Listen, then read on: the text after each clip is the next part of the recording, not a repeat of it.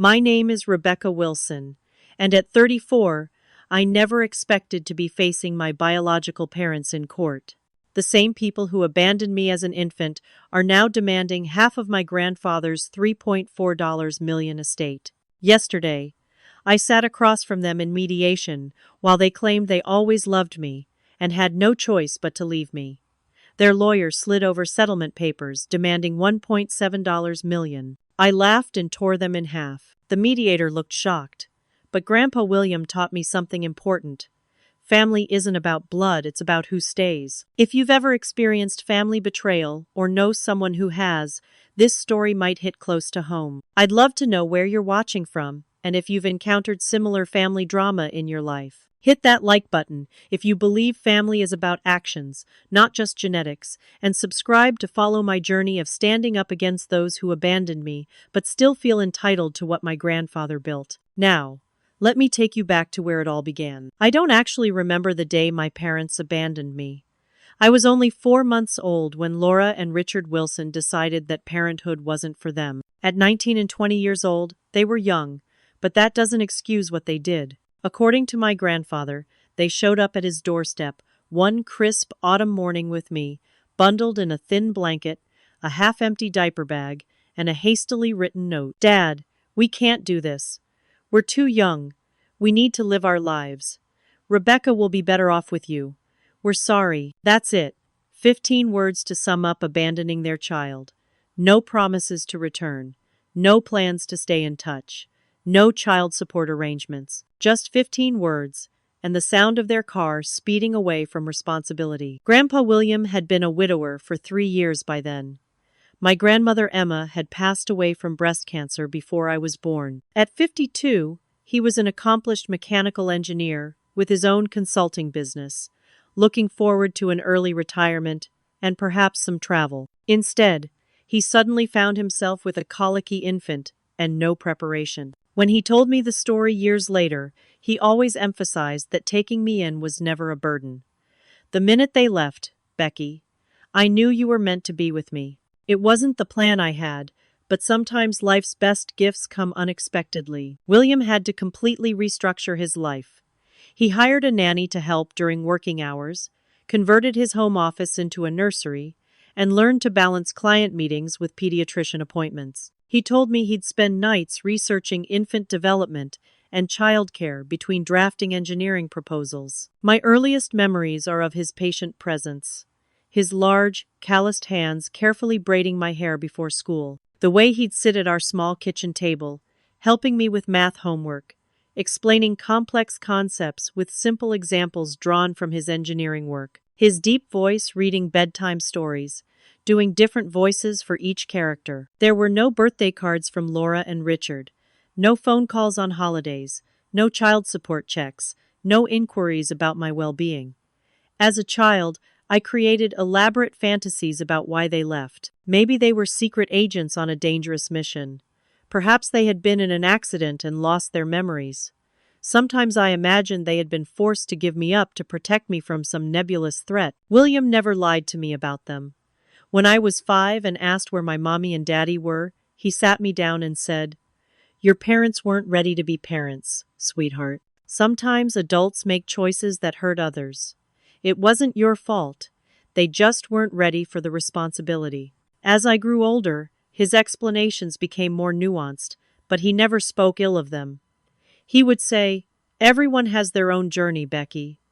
Laura and Richard chose a path that didn't include us. That's their loss, not ours." We lived modestly in a small New England town called Mapleton.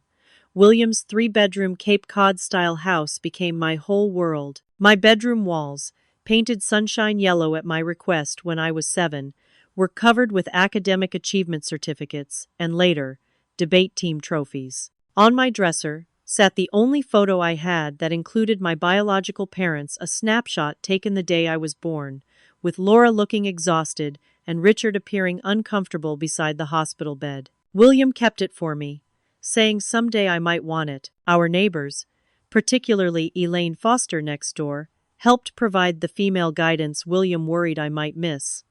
She taught me about periods and bras, and how to apply makeup for my first school dance. Other women from the community, William's colleagues, wives, my teachers, my friends' mothers, all stepped in to create a patchwork of maternal figures. William worked hard to ensure I never felt the absence too keenly. He attended every parent-teacher conference, sat through countless ballet recitals where I was always slightly out of sync with the other girls, and cheered the loudest at my debate competitions. He made enough money from his engineering work to provide for us comfortably, though not lavishly.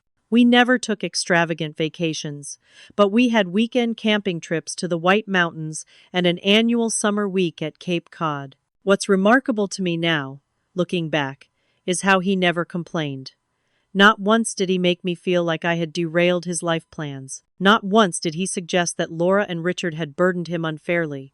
He simply adjusted his sails and navigated our new reality with determination and love. By the time I was in high school, I had stopped fantasizing about my biological parents returning. William was my family wholly and completely. My teenage years weren't always easy. While William provided everything I needed materially and emotionally, the knowledge that my own parents had chosen to leave me created deep-seated abandonment issues that manifested in various ways. At 13, I became obsessed with being perfect, believing that my parents had left because of some inherent flaw in me. I maintained a 4 gigapascals, became captain of the debate team, and took on too many extracurricular activities. If I was perfect enough, worthy enough, maybe they would regret their decision. William gently tried to help me understand that their choices reflected their limitations, not mine. You could have been the easiest baby in the world or the most challenging, and the outcome would have been the same, he told me one night, after finding me crying over a B+ on a chemistry test. Some people aren't ready for parenthood. It's not about you, Becky. It never was. My 16th birthday was particularly difficult. I woke up with a strange anticipation, a foolish hope that perhaps this milestone would prompt them to reach out. When the day passed with only William's celebration, a homemade cake, and a second-hand laptop for school, I locked myself in my room and cried for hours. William sat outside my door, occasionally asking if I wanted to talk, respecting my space but making sure I knew he was there. The next day, he took me to the DMV to get my learner's permit and taught me to drive in his old Ford pickup truck. His patience was infinite as I stalled repeatedly and once nearly hit a mailbox. "Everyone makes mistakes when they're learning," he said. "The important thing is to keep trying." I graduated high school as valedictorian and earned a scholarship to State University, where I studied political science with plans for law school. On graduation day, William sat in the audience, beaming with pride. I scanned the crowd briefly, a small part of me still wondering if Laura and Richard might appear for this milestone. They didn't, of course. I was accepted to Georgetown Law and threw myself into my studies with the same determination that had characterized my academic career thus far. In my second year, at a networking event, I met Michael Jenkins, a third-year student with kind eyes and an easy laugh, who didn't run when I eventually told him my complicated family history. "Family is who loves you," he said simply. "Sounds like your grandfather is more of a parent than many biological parents ever managed to be." William walked me down the aisle when Michael and I married 3 years later. In his speech at our reception, he said, "I may not have planned to be Rebecca's guardian, but becoming her grandfather was the greatest privilege of my life." There wasn't a dry eye in the venue. When our daughter Emma was born, named after the grandmother I never knew, William held her with tears in his eyes. "Your grandmother would have adored her," he whispered, "and she would have been so proud of the woman you've become, Becky." I had built the family I always wanted, one based on choice and commitment rather than mere biology. Michael, Emma, and I lived just 30 minutes from William, visiting him every weekend. We had Sunday dinners together, and William became Papa to Emma, the great-grandfather who spoiled her with books and built her elaborate dollhouses with working electric lights. Throughout this period, I continued therapy to process my abandonment issues. My therapist helped me understand that the absence of my biological parents had shaped me but didn't have to define me. "You've broken the cycle," she told me during one session. "You chose to stay. You chose to build a family based on presence, not absence. That's powerful, Rebecca. My career in corporate law flourished. I specialized in contract law and became known for my attention to detail and fierce negotiation skills. I made partner at my firm by 33, balancing my professional achievements with being present for Emma in ways my biological parents never were for me. William attended every one of Emma's birthday parties, school performances, and soccer games.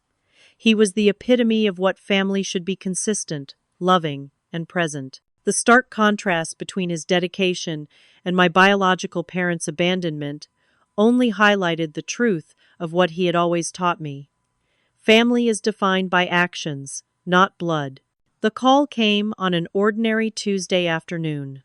I was in my office reviewing contracts when William's doctor called to inform me that routine tests had revealed stage 4 pancreatic cancer.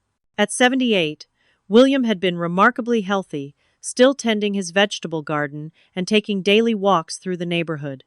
The diagnosis blindsided us both. 6 months, maybe a year, with aggressive treatment, the oncologist said during our first consultation. William listened calmly, asking practical questions about pain management and quality of life while I fought back tears beside him. That evening, after the appointment, William sat me down at his kitchen table, the same one where he'd helped me with countless homework assignments. "I don't want to spend my remaining time in and out of hospitals," he said firmly. "I want to be home, with you and Michael and little Emma." Within a week, Michael and I had converted our home office into a bedroom for William.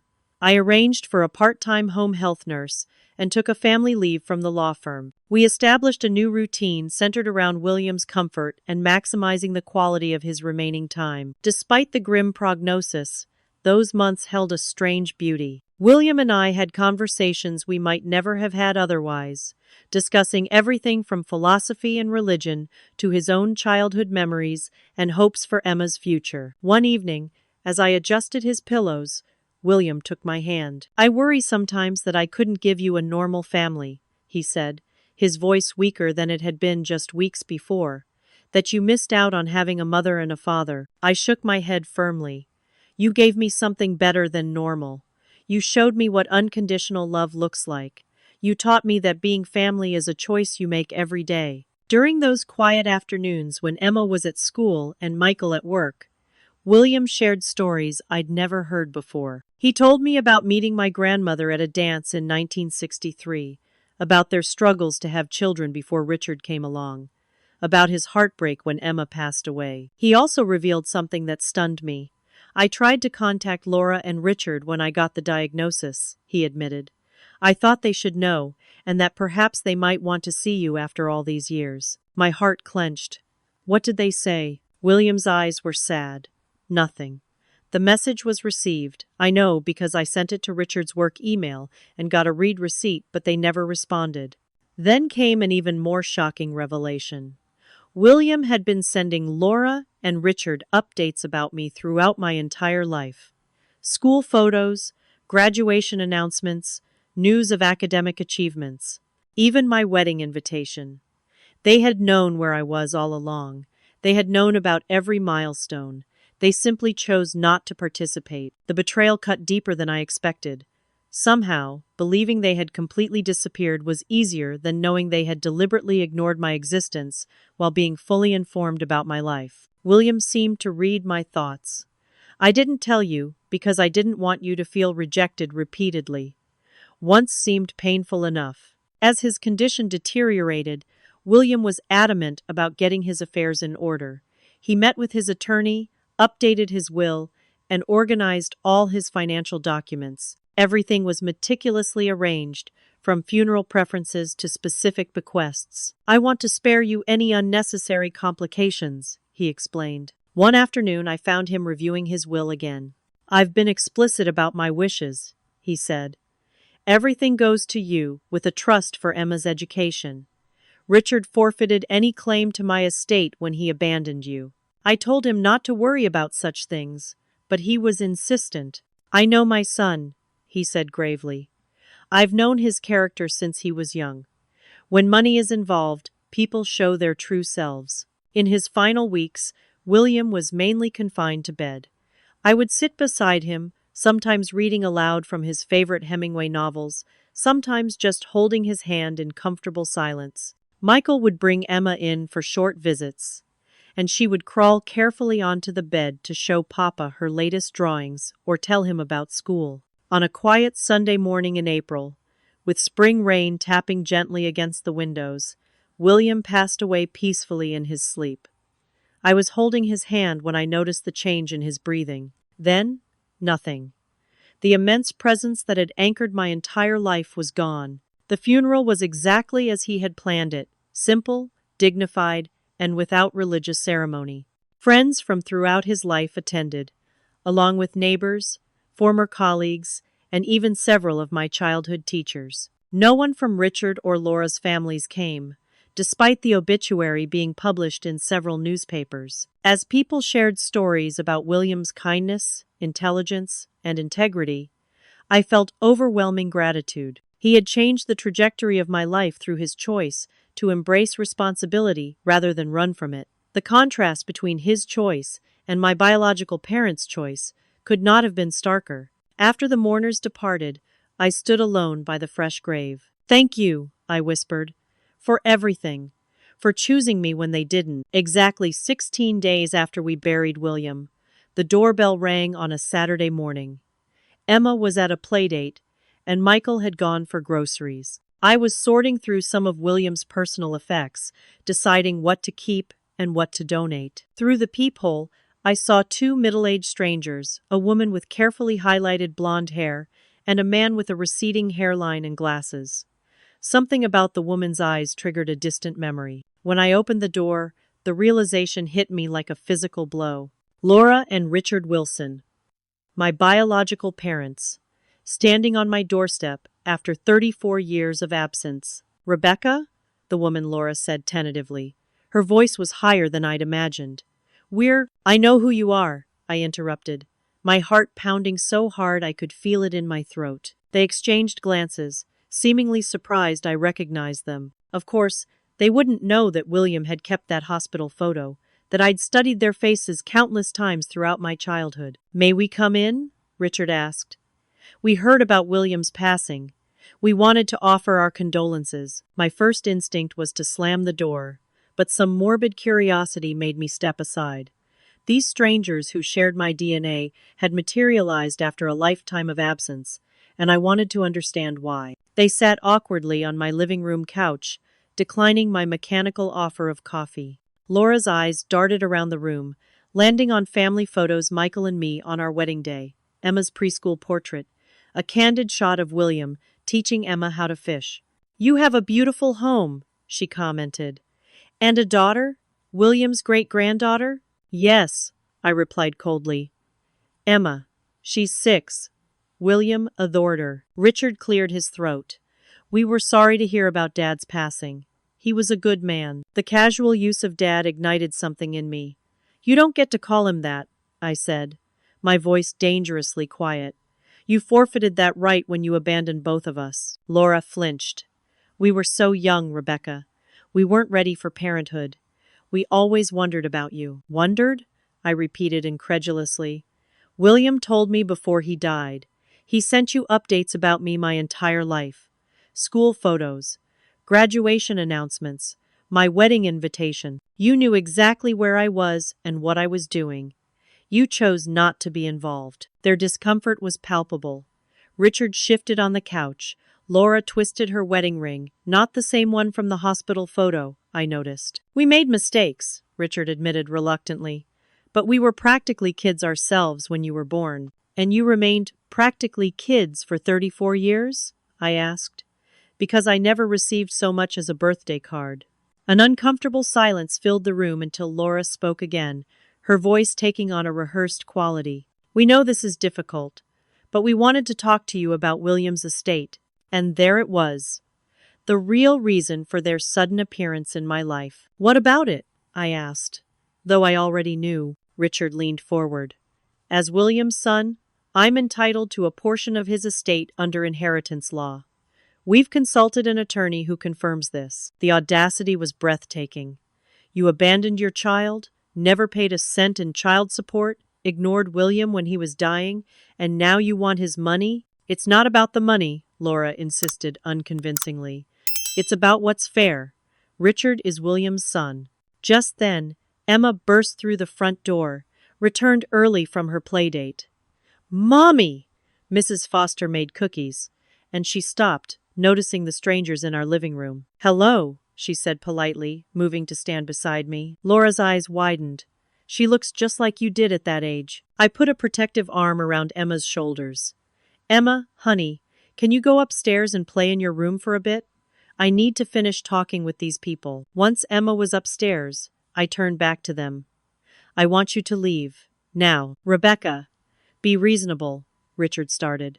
We're family. Family? The word came out as a bitter laugh. Family shows up. Family stays. Family doesn't abandon a 4-month-old baby and then reappear 34 years later asking for money. We deserve something, Richard insisted, his tone hardening. I'm his son, his blood. That means something legally. Get out of my house, I said, standing.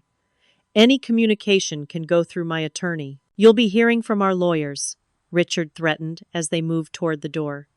We're prepared to contest the will. After they left, I collapsed onto the couch, shaking.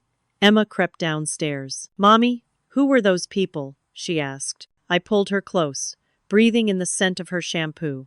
Just some people who knew Papa William a long time ago, I answered, unable to explain the full truth to her innocent heart. When Michael returned and found me still on the couch, Emma now watching TV, I recounted the surreal encounter. They're going to sue for the inheritance, I concluded. After everything, or rather, nothing they've done, they want his money. Michael's jaw tightened in anger. We won't let them get away with this, he promised, holding me close. William was clear about his wishes. We'll fight them every step of the way. As I leaned against his chest, I felt a resolve harden within me. William had chosen to be my family when my biological parents wouldn't. I would not allow them to dishonor his memory or his final wishes. I wonder if you've ever had someone return to your life only when they wanted something from you? It seems to be a universal experience that when money or inheritance enters the picture, people who never cared suddenly appear. If you're still watching and have your own story of family members coming out of the woodwork, drop a comment below. I'd love to know. I'm not alone in this experience. Now, let me tell you about the legal battle that followed. 3 weeks after Laura and Richard's unexpected visit, a certified letter arrived from the law firm of Bradshaw and Klein. They were formally contesting William's will on behalf of their clients, Laura and Richard Wilson, claiming that as William's biological son, Richard was entitled to a substantial portion of the estate under state intestacy laws, regardless of the explicit terms of the will. I immediately contacted Stephanie Adams, a partner at my firm who specialized in estate litigation. I could have represented myself, but Stephanie advised against it. You're too close to this emotionally, she said as we reviewed the letter in her office. Plus, you need someone who can be in court while you're at work. Let me handle this. Stephanie requested William's complete financial records and the documentation behind his will. What we discovered during this process was illuminating. William had been more prosperous than his modest lifestyle suggested. Through decades of smart investments and careful saving, he had accumulated substantial assets, including his fully paid-off house, a diversified stock portfolio, retirement accounts, and some valuable patents from his engineering career. What was most surprising, however, was how meticulously William had documented everything related to my parents. He had kept copies of the note they left when they abandoned me. He had records of having reached out to them multiple times over the years, offering to arrange visits, sending photos and updates. He had documented their complete absence from my life, including the lack of any financial support. Most damning of all, he had included a detailed letter with his will, explaining his decision to leave everything to me. My son Richard and his wife Laura abandoned their daughter Rebecca when she was 4 months old, leaving her in my care without financial support or any involvement in her upbringing. They have shown no interest in her welfare throughout her life, despite my numerous attempts to facilitate a relationship. They have provided no emotional or financial support to either Rebecca or myself. It is therefore my express wish that my entire estate pass to my granddaughter, Rebecca Wilson Jenkins, who has shown the character, responsibility, and love that exemplifies true family. Stephanie was confident. This is extremely clear. The court generally respects explicit wishes in a properly executed will, especially with this level of documentation. Nevertheless, Richard and Laura's attorneys were aggressive. They argued that William had been in cognitive decline, despite medical records showing otherwise. They claimed that I had manipulated William into changing his will, though it had been consistent for over 20 years. They even suggested that Richard and Laura had been blocked from having a relationship with me, contradicted by William's meticulous records. Our first court appearance was surreal. I sat at one table with Stephanie. Across the aisle were Laura and Richard with their expensive-looking attorney. They were both dressed impeccably, Laura in a conservative navy dress, Richard in a tailored suit. I wondered briefly where the money for such attire came from, given what we'd uncovered about their financial situation during discovery. Discovery had revealed that Richard and Laura had a history of financial troubles. Multiple bankruptcies, tax liens, failed business ventures. Their current lifestyle in Arizona appeared to be built on credit card debt and home equity loans.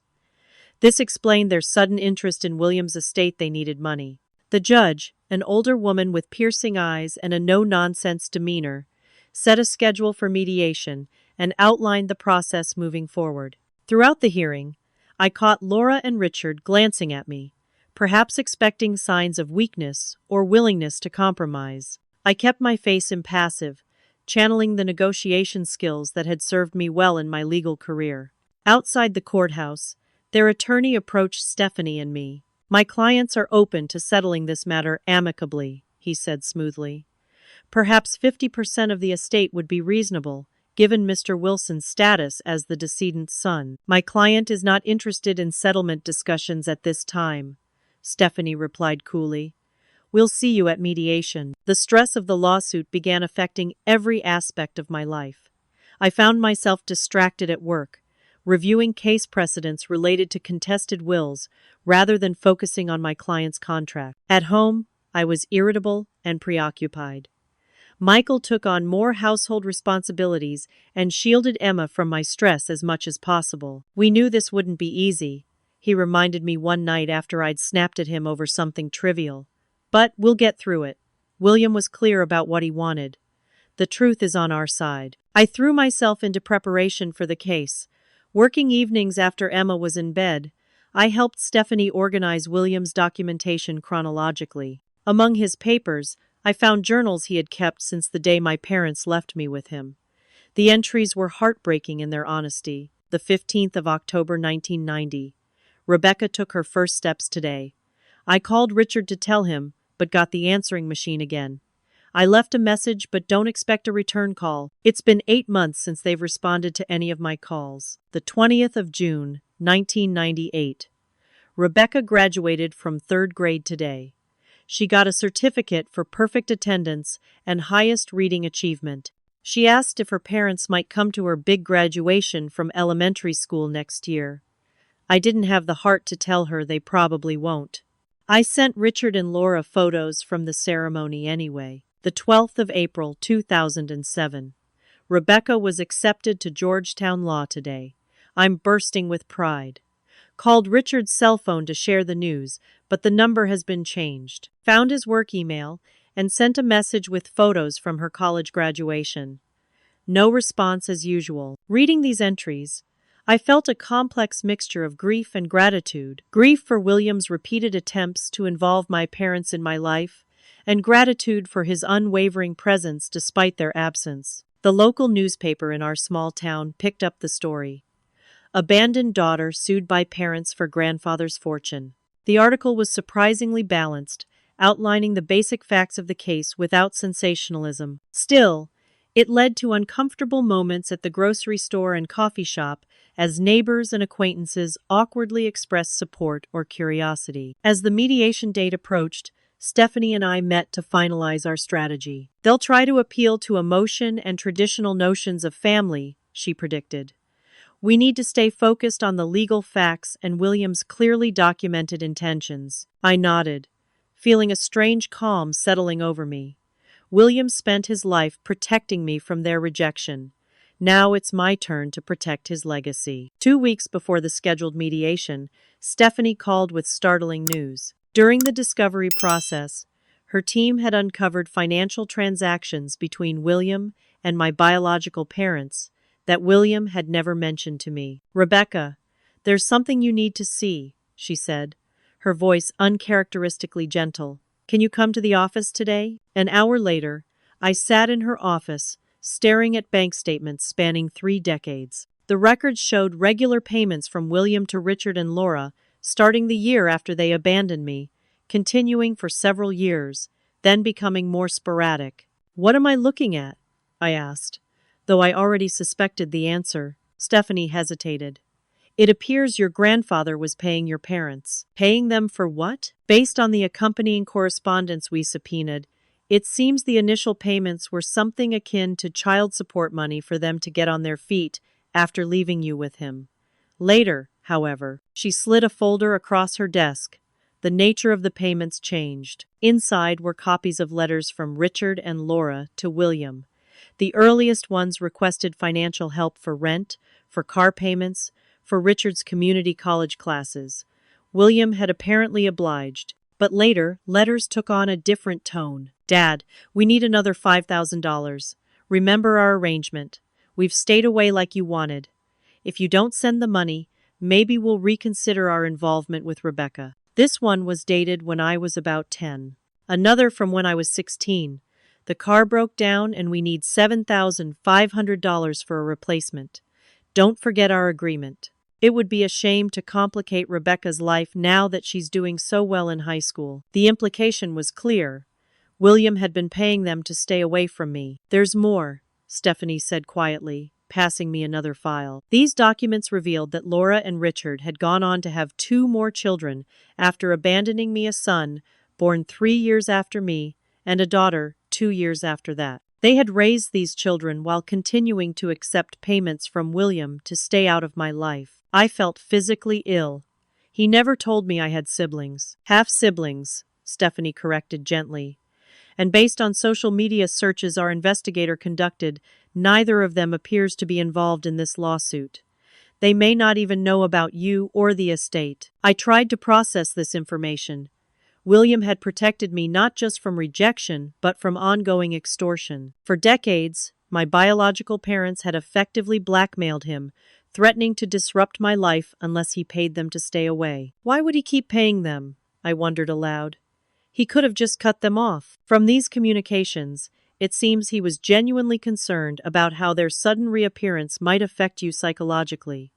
He prioritized your stability and happiness above everything else. I remembered William's words during his final months.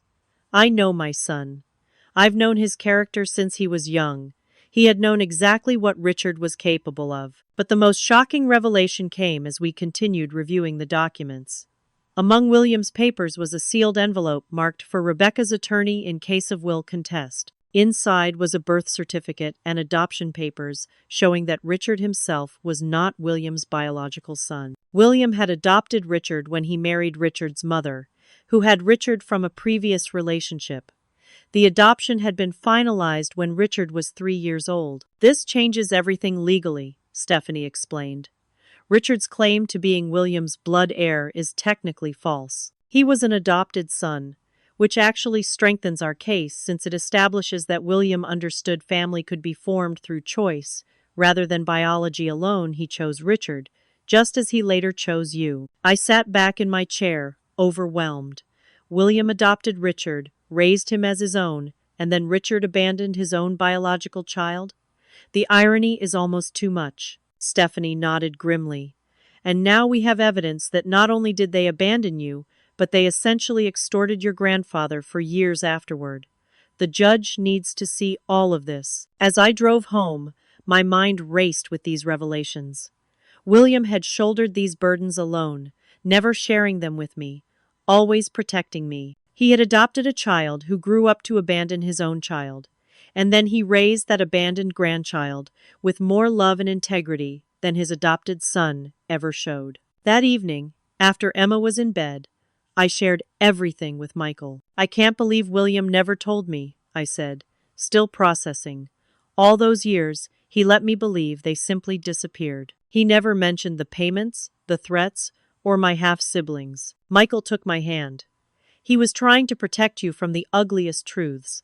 Would knowing they were blackmailing him to stay away have made your childhood any better?" "No," I admitted. "It would have been worse." "Exactly. William chose to bear that burden alone because he loved you. And now you have everything you need to honor his final wishes and keep his estate from the people who extorted him." I nodded, a new determination settling over me. "Stephanie thinks we should use all this in mediation. Is that what you want to do?" I considered the question carefully.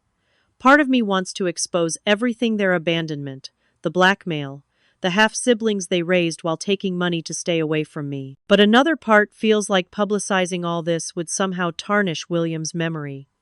He kept these secrets for a reason. "You don't have to decide tonight," Michael reminded me. "Talk it through with Stephanie. Figure out what information is necessary legally versus what can remain private." That night, I dreamed of William. In the dream, he was younger, as he had been in my childhood, strong and capable. He was building something in his workshop, carefully measuring and cutting pieces of wood that somehow represented my life. "Family is what you build," he said in the dream, "not what you're born into." I woke with tears on my face but clarity in my heart. The mediation was scheduled for 9 a.m. at a neutral law office downtown. I barely slept the night before, reviewing our documentation and rehearsing what I might say if given the opportunity to address my biological parents directly. Stephanie and I arrived 30 minutes early. She had prepared comprehensive binders outlining our position, supported by William's documentation, financial records, and legal precedents supporting the enforcement of clear, unambiguous wills. "Remember," she advised as we waited, "mediation is non-binding. If we can't reach an agreement today, we continue toward trial. Don't feel pressured to settle unless it's truly what you want." Laura and Richard arrived precisely at 9, accompanied by their attorney, a slick-looking man named James Forrester. They were again expensively dressed, Laura in a cream-colored blouse and tailored pants, Richard in a gray suit. Neither made eye contact with me as they entered the conference room. The mediator, Barbara Reynolds, was a retired family court judge with silver hair and shrewd eyes that suggested she had seen every possible family conflict in her career. She began by explaining the process and her role. "I'm not here to judge who's right or wrong," she explained. "I'm here to help you find common ground, if possible, and avoid the expense and emotional toll of continued litigation. Everything said today is confidential, unless we reach an agreement." She then asked each side to present their position.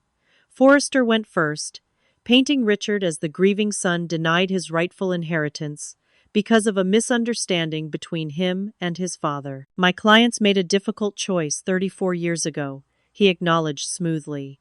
"They were young, unprepared for parenthood, and believed that Rebecca would have a better life with her grandfather. This was an act of love, not abandonment." I had to clench my jaw to keep from interrupting as he continued. "While communication may have been limited over the years, my clients never stopped caring about Rebecca's well-being. They respected William's role as her primary caregiver and didn't want to complicate her life with confusing custody arrangements or visitation schedules." The mediator nodded neutrally, then turned to Stephanie. "And your position?" Stephanie was methodical and devastating in her presentation.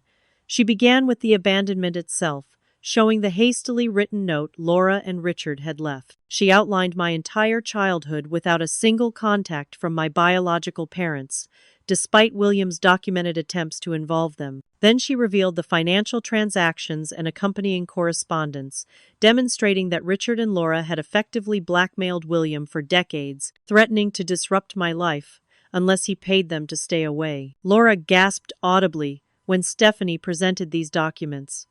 Richard's face flushed red. "Furthermore," Stephanie continued, "Mr. and Mrs. Wilson went on to have 2 more children whom they raised, while continuing to accept payments to remain absent from Rebecca's life. And finally, she produced the adoption papers. Richard Wilson is himself an adopted son, not William's biological child, undermining his claim to being William's blood heir. The mediator's eyebrows rose slightly, the first break in her professional neutrality. These are serious allegations, she noted, examining the documentation. They aren't allegations, I spoke up. They're documented fact. Barbara Reynolds studied me carefully. Miss Jenkins, would you like to share your perspective on this situation? I took a deep breath, looking directly at Laura and Richard for the first time since they'd entered. William Wilson was my father in every way that matters, I began. When these people abandoned me as an infant, he rearranged his entire life to raise me. He never missed a school event, a doctor's appointment, or a bedtime story. He worked hard to provide for me, supported my education, walked me down the aisle at my wedding, and adored his great-granddaughter. My voice grew stronger as I continued. Meanwhile, these two people who I can't bring myself to call my parents were accepting payments from him to stay out of my life, while simultaneously raising two other children. They didn't send a single birthday card. They didn't contribute a penny to my upbringing or education. They didn't even respond when William informed them he was dying. Richard shifted uncomfortably. Laura stared at the table. Now, after 34 years of complete absence, they appear at my door 16 days after his funeral, demanding half his estate. They claim it's about fairness and blood ties, but their actions show it's only ever been about money. The mediator nodded. Thank you for sharing that. Mr. and Mrs. Wilson, would you like to respond? Laura glanced at their attorney, who nodded slightly. We made mistakes, she began, her voice wavering. We were so young when Rebecca was born. I was still in high school. Richard had just started community college. We weren't ready. And the payments? The mediator prompted. Richard cleared his throat. Initially, Dad offered to help us get on our feet. It wasn't a bribe. And the later correspondence? Stephanie interjected. The explicit threats to disrupt Rebecca's life unless he continued paying? Things were complicated, Richard muttered defensively. We had other children by then. We needed the money. So you admit you prioritized your later children while abandoning your firstborn and extorting her grandfather? Stephanie pressed. Their attorney interceded. We're not here to assign blame for past actions. We're here to discuss the disposition of William Wilson's estate according to relevant inheritance law. The mediator nodded. Let's take a brief break, and when we return, I'd like to hear your proposed resolution, Mr. Forrester. During the break, Stephanie and I conferred in a private room. They're rattled, she observed. The evidence about the payments clearly caught them off guard. They probably thought those records were long gone. What do you think they'll offer now? They'll come down from their original demand, but still ask for a substantial sum. My guess is they'll try for at least a third of the estate. When mediation resumed, Forrester presented their revised position. While my clients maintain they have a legal claim to a portion of the estate, in the interest of resolving this matter efficiently, they would be willing to accept 50% of the total value. 50%? I repeated incredulously. After everything we've just established? Forrester smiled thinly. The documentation presented today doesn't change the basic legal reality that Richard Wilson is William Wilson's son, adopted or not, and therefore has standing as an heir. The mediator turned to us. Do you have a counteroffer? Stephanie and I had discussed this during the break. Our position remains unchanged. Rebecca is the sole beneficiary of William Wilson's clear and legally executed will. We believe the documentation presented today conclusively demonstrates why William made this choice. We are not offering any settlement amount. Forrester leaned forward. Perhaps you misunderstand the potential costs of litigation, Miss Jenkins. Even if you ultimately prevail, the legal fees could substantially deplete the estate. A reasonable settlement now would— I'm a partner in a law firm, I interrupted. I understand the costs perfectly. I also understand what my grandfather wanted, and I intend to honor it. The mediator intervened. Let's try a different approach. If settlement is possible, what would be the absolute minimum your clients would accept, Mr. Forrester? After consulting briefly with Richard and Laura, he replied, Given the circumstances, my clients would accept $1.7 million, approximately half the estate. The mediator looked to me. Stephanie had coached me to remain silent at this point, but something in me snapped. They were still asking for the same amount, just phrasing it differently. After everything we've discussed today, they're still demanding $1.7 million? For what? For abandoning their child? For blackmailing an elderly man? For ignoring him when he was dying? Forrester slid settlement papers across the table. This offer is reasonable, given the... I took the papers and deliberately tore them in half. There will be no settlement. Not for $1.7 million, not for $1.7 thousand, not for $1.70, Laura gasped. Richard's face hardened. My counteroffer is this, I said, leaning forward. Drop this lawsuit immediately, or I will ensure that every detail of your abandonment, extortion, and neglect becomes public record in court. I will call your other children as witnesses and ensure they know exactly what kind of parents they have. I will make certain that every employer, neighbor, and acquaintance you have knows how you treated your firstborn child and her dying grandfather. That's blackmail, Richard sputtered. No, I replied coldly. It's a promise of transparency. Unlike you, I'm not asking for money to keep quiet. I'm simply letting you know what continuing this lawsuit will entail. The mediator, looking somewhat taken aback, called another break. During this recess, Stephanie didn't scold me for going off script, but did caution about making threats. You made your point powerfully, she acknowledged. Just be careful about threatening to publicly humiliate them. Courts don't look favorably on that approach. I wasn't threatening, I clarified. I was stating facts. If we go to court, everything becomes public record. That's just how the legal system works. When we reconvened, the atmosphere had noticeably shifted. Richard and Laura looked deflated. Forrester appeared annoyed. My clients need time to consider their position, he stated formally. We request an adjournment of this mediation. The mediator agreed, suggesting we reconvene in 1 week if necessary. As we prepared to leave, Laura approached me while Richard and the attorneys were gathering their materials. Rebecca, she said quietly, her eyes red-rimmed. I know you won't believe this, but I did think about you.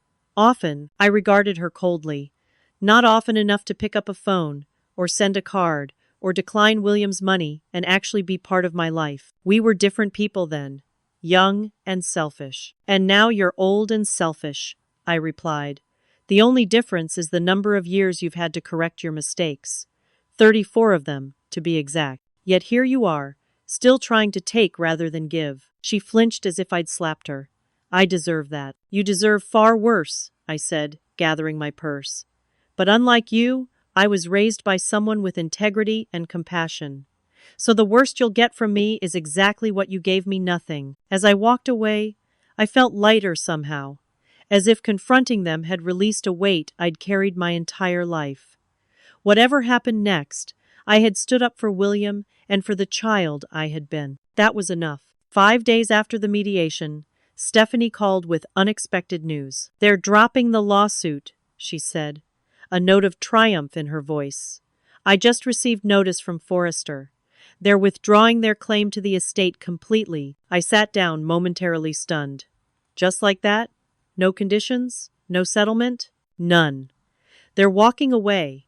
My guess is they realized how damaging a public trial would be, especially if their other children became aware of the full story. Relief washed over me, followed by a strange emptiness. For months, fighting this battle had consumed my energy and attention. Now it was suddenly over. Thank you, Stephanie, for everything. Don't thank me yet, she cautioned.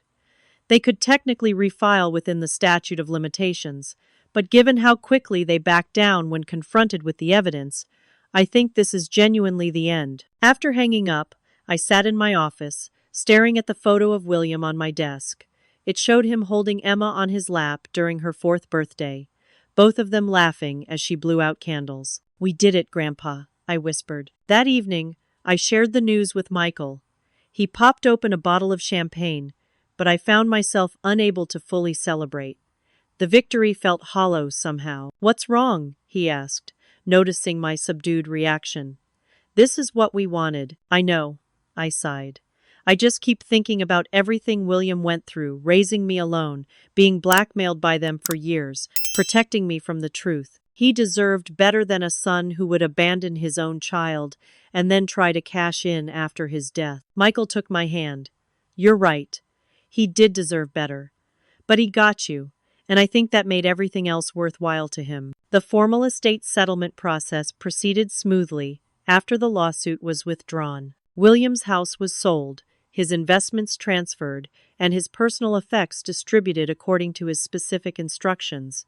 His engineering awards went to his alma mater. His collection of first-edition Hemingway novels went to the local library. His tools went to Michael, who had often worked alongside him in his workshop. As executor, I followed his wishes meticulously, honoring every bequest.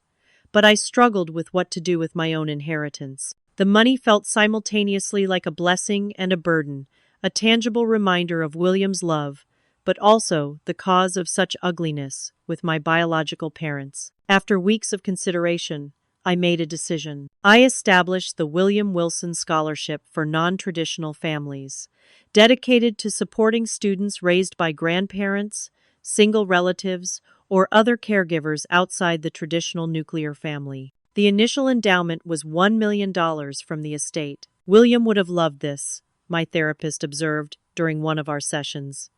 You're transforming pain into purpose. I continued therapy throughout this period, processing not just the lawsuit, but the revelations about my biological parents and the lengths William had gone to protect me. I keep wondering if I should have known, I admitted during one session.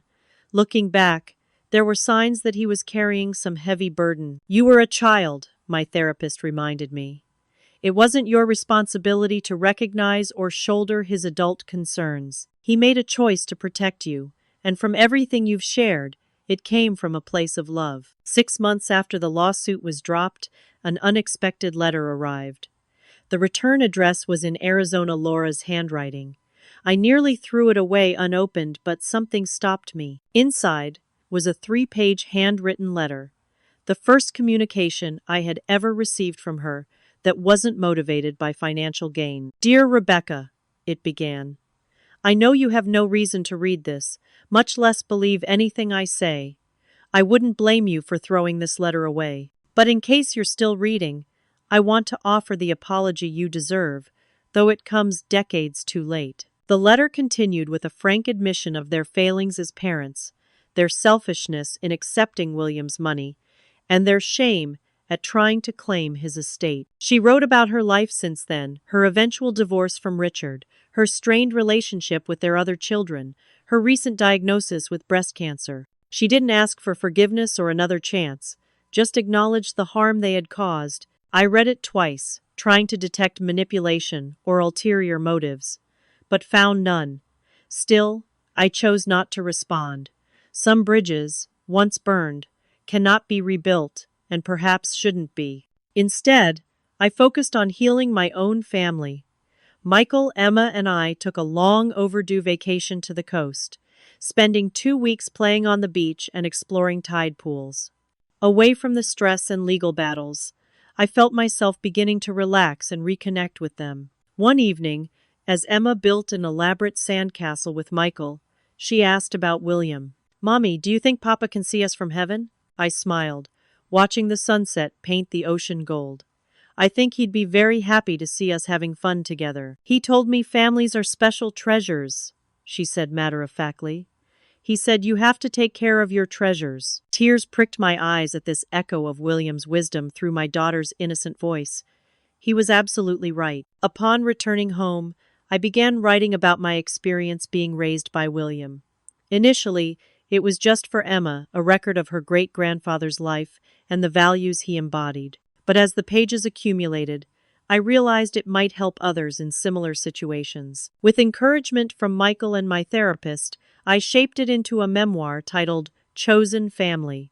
A small publishing house expressed interest, and 18 months later, it was released. The book led to speaking engagements at community centers and colleges, where I shared William's story and mine. I spoke about abandonment and healing, about how family is defined by actions rather than blood, about the power of showing up consistently for those you love. At one such event, a teenager approached me afterward, eyes shining with tears. My mom left when I was 2, she said. My grandma raised me. I always felt like something was wrong with me because my own mother didn't want me. Your story helped me see it wasn't my fault. These moments confirmed I was honoring William's legacy in the right way by helping others navigate similar pain. The William Wilson Community Center opened 2 years after his death, funded by another portion of the inheritance. Located in our hometown, it offered support groups for non-traditional families, educational programs, and resources for grandparents raising grandchildren. On dedication day, I stood beside the plaque bearing his name, remembering the man who had chosen me when my biological parents wouldn't. Emma, now 9, pulled at my hand. "Can I put flowers by Papa's picture?" I handed her the bouquet of daisies, William's favorite, and watched as she carefully arranged them beneath his photograph in the center's lobby. "He would be so proud of you," I told her. "And you too, Mommy," she replied with the innocent wisdom of children. "You're just like him. You're strong and kind." It was the highest compliment she could have given me. Later that week, I visited William's grave as I did every month. The cemetery was peaceful in the autumn light, leaves drifting onto the simple granite headstone I had chosen. "The first scholarship recipient was selected yesterday," I told him, placing fresh daisies in the vase. "Her name is Lily. She was raised by her grandfather, too, after her parents died in an accident. She wants to become a pediatric nurse. You would like her. She has that same quiet determination you always admired." A gentle breeze stirred the flowers, and I felt a sense of peace settle over me. The inheritance had never been about money, it was about legacy. William's true bequest to me was showing me what family should be, teaching me that love is a choice we make every day through our actions and presence. I brushed my fingers across his name on the headstone. "Thank you for choosing me," I whispered. "I promise I'll keep passing on what you taught me." As I walked back to the car where Michael and Emma waited, I felt William's presence not in the cemetery behind me, but in my heart and in the family. I had built a family defined not by biology but by love, choice, and unwavering commitment. Family isn't about blood, it's about who stays. William stayed, and through the family I created, and the legacy I maintained, so would I. If this story touched you, I'd love to know your thoughts on what makes someone truly family. Is it blood ties, or is it the people who show up consistently in your life? I believe William was right. Family is defined by presence, not genetics. If you agree, please hit that like button and subscribe to hear more stories about family dynamics and the unexpected ways justice sometimes finds us. Your comments mean the world to me, so share your own family experiences below. And if you know someone struggling with family betrayal or abandonment, sharing this video might help them feel less alone. Thank you for being part of this journey with me. And remember what William taught me. The family you choose is often the one that matters most.